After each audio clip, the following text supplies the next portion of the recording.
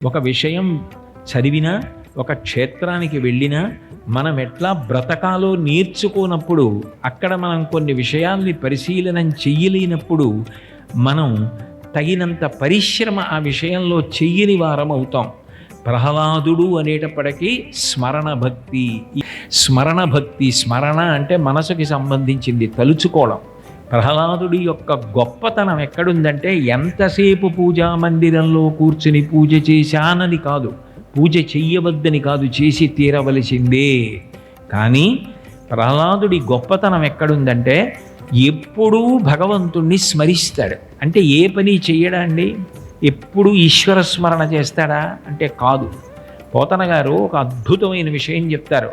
పానీయంబులు త్రావుచున్, కుడుచుచున్, భాషించుచున్, హాసలీలా నిద్రాదులు చేయుచున్, తిరుగుచున్, లక్షించుచున్, సంతత శ్రీనారాయణ పాద పద్మయుగళీ చింతామృతాస్వాద సంధానుండై మరచన్ సురారిసుతుడే తద్విశ్వోన్భువరా అన్నారు.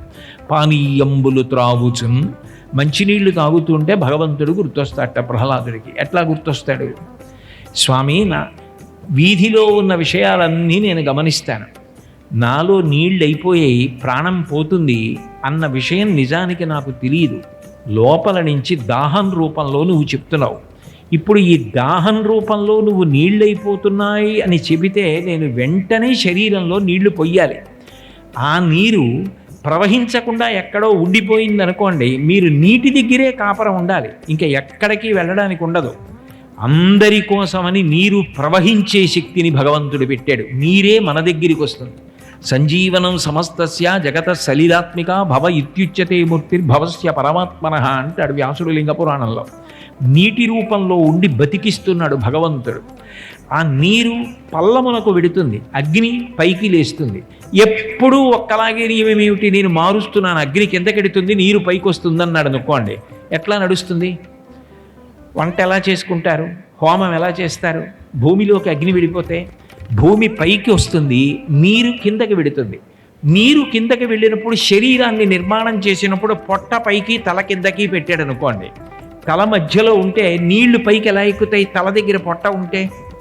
అందుకని పొట్ట మధ్యలోకి పెట్టి నోరు పైకి పెట్టాడు. నోట్లో నీరు పొయ్యగానే కిందకి ప్రవహించి ప్రాణములు నిలబడాలని. ఎంత దయామయుడివయ్యా నువ్వు! శరీర నిర్మాణంలో ఇంత దయ చూపించావా? నీటికి ప్రవహించే లక్షణం పెట్టావా? నీటికి బ్రతికించే శక్తి పెట్టావా? స్వామి, నీ అనుగ్రహాన్ని నేను ఏమని పొగడను?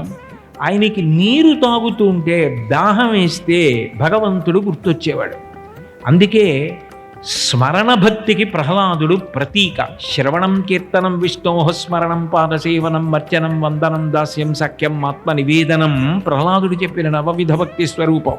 అందులో శ్రవణం వినడానికి పరీక్షిత్తు, కీర్తనం శ్రీశుకుడు, స్మరణం ప్రహ్లాదుడు, పాదసేవనం లక్ష్మీదేవి, అర్చనం పృథుమహారాజు, వందనం అక్రూరుడు, దాస్యం హనుమ, సఖ్యం అర్జునుడు, ఆత్మనివేదనం బలిచక్రవర్తి. 9 భక్తులకు 9 విధములైనటువంటి ప్రతినిధులున్నారు. అందులో ప్రహ్లాదుడిది స్మరణ భక్తి. ఎప్పుడూ భగవంతుణ్ణి స్మరిస్తాడు. ఇది దృష్టిలో పెట్టుకునే శేషప్ప కవి ఒక అద్భుతమైన పద్యం చేశారు. నేను ఆ నరసింహ శతకం ఎప్పుడో దాని మీద ఉన్న ప్రీతి చేత చదువుతూ ఉంటాను. ఆ పద్యం యథాతథంగా నాకు ధారణలో ఉందో లేదో నాకు తెలీదు. గౌతమీ స్నానాన కడతేరుదామంటే మొనసి చన్నీళ్లలో మునుగలేదు, తీర్థయాత్రలు చేసి కృతార్థుడనవుదామంటే బడలి నేమంబునే నడుపలేను, దాన ధర్మముల చేత సద్గతి పొందుదమన్న ఘనముగా నా వద్ద ధనము లేదు, తపస్సు చేసి సార్థక్యత పొందుదమన్న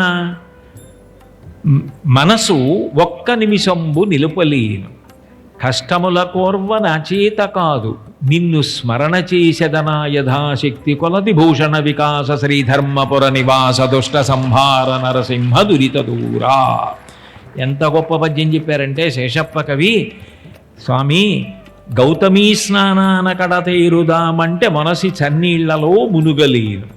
వెళ్ళి గౌతమీ స్నానం చేద్దాం, గోదావరిలో స్నానం చేద్దామంటే చన్నీళ్లలో మునుగలేను. శరీర భ్రాంతి, దీనికి బాధ కలుగుతుంది, వణుకొస్తుంది, చలేస్తుంది అని బెంగ. పోనీ తీర్థయాత్రలు చేద్దామంటే నియమాలు పాటించలేను, పోనీ దాన ధర్మాలు చేద్దామంటే డబ్బు లేదు, తపస్సు చేద్దామంటే మనసు నిలబెట్టలేను. అయినా ఈ క్షేత్రంలో నీ అనుగ్రహం పొందిన ప్రహ్లాదుడు నాకు నేర్పినటువంటి గొప్ప విద్య ఒకటి ఉంది. నిన్ను స్మరణ చేస్తూ ఉంటే చాలు. ప్రహ్లాదుడు స్మరణ భక్తి చేత తరించిపోలా. కాబట్టి కష్టముల కోర్వనా చేత కాదు, నిన్ను స్మరణ చేసేదనా యథాశక్తి కొలది భూషణ వికాస శ్రీధర్మపుర నివాస దుష్ట సంహార నరసింహ దురిత దూరా. నిన్ను స్మరణ చేస్తానయా నరసింహ అన్నారు. అయితే స్మరణ చేయడం అంత తేలిక, జ్ఞాపకం తెచ్చుకోవద్దు. చిత్రం ఏమిటంటే మీరు భక్తితో ఆయన ముందు నిలబడాలి, కానీ ఆయనే వచ్చి మీ మనసుకు అంటుకుంటాడు. మీరు వదిలించుకునే ప్రయత్నం చేసినా వదిలిపెట్టాడు. పట్టి విడువరాదు నా చేయి అంటాడు. జ్ఞాపకానికి వస్తూనే ఉంటాడు. నేను పొద్దున్న ఎప్పుడో దేవాలయంలోకి వెళ్ళొచ్చా, నాకు పడుకున్నా లేచినా తింటున్నా దేవాలయం దాని వైభవం అలా మనసులో ఆ దేవతామూర్తులు ఆ దివ్యమంగళమూర్తి అవన్నీ అలా తిరుగుతూనే ఉన్నాయి. ఒకసారి చూస్తే ఆయన పట్టుకోడు, ఆయన మనసులో ప్రవేశించి మన చేత స్మరింపచేస్తాడు. అంత గొప్ప పద్యం చెప్పాడు శేషప్ప కవి.